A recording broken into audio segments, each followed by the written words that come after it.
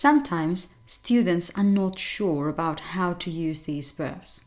Let's have a look at the differences and how to use them correctly. To start with, the verb see.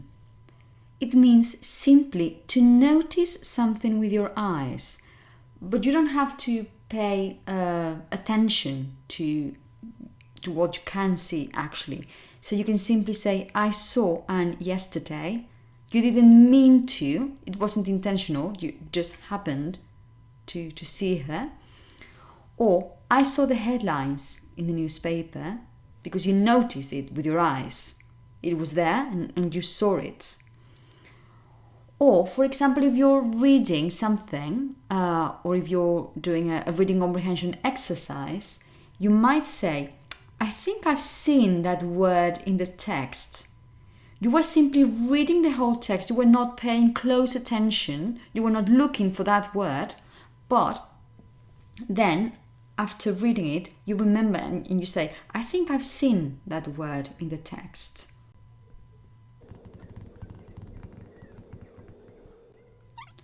However, the verb look somehow implies that there was some intention because you need to turn your eyes towards somebody or something.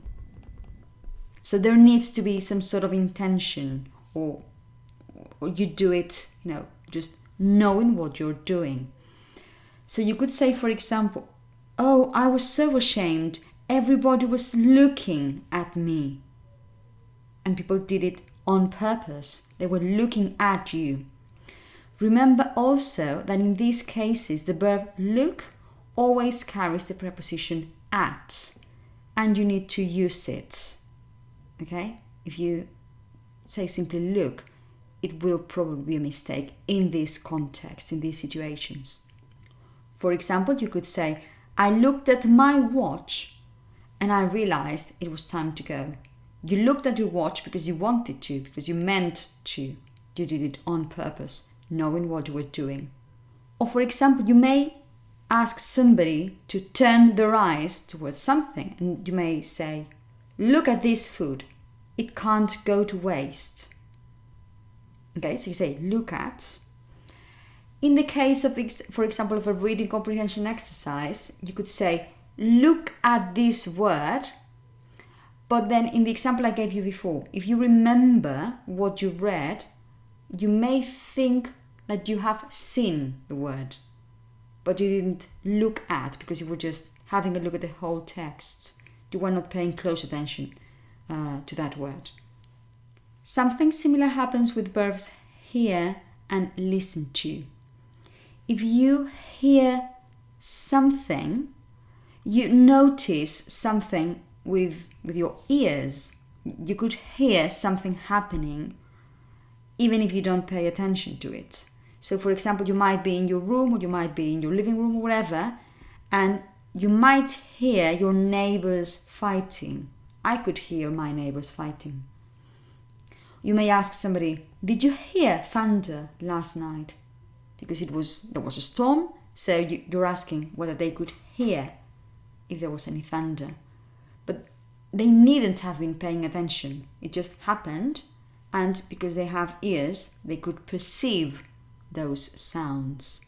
You might say that you have heard the news on the radio. You listen to the radio, you listen to the news, but you hear things because the radio might be playing in the background and you simply hear the news. Oh yes, this is so sad, or this is such good news. I heard the news on the radio. Or again, if you're thinking of a listening comprehension exercise, you could say, for example, I'm sorry, I haven't heard that word that you're mentioning. Or, I don't know what happened, but I couldn't hear this bit. Maybe there was some noise, or, you just got lost or something like that. But you would say, I haven't heard that word, for example.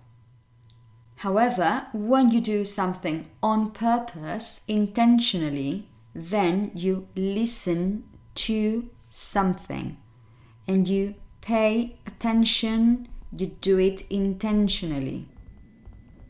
Okay? So, as I was saying, you could say, I always listen to the 6 o'clock news on the radio, because you have to turn on the radio or switch on your app or whatever. And remember, you say listen to something. If you like the song very much, you could say that I listened to that song over and over again. Again, because you do it intentionally. If you want to get somebody's attention, you might say, please listen to me. Listen to me.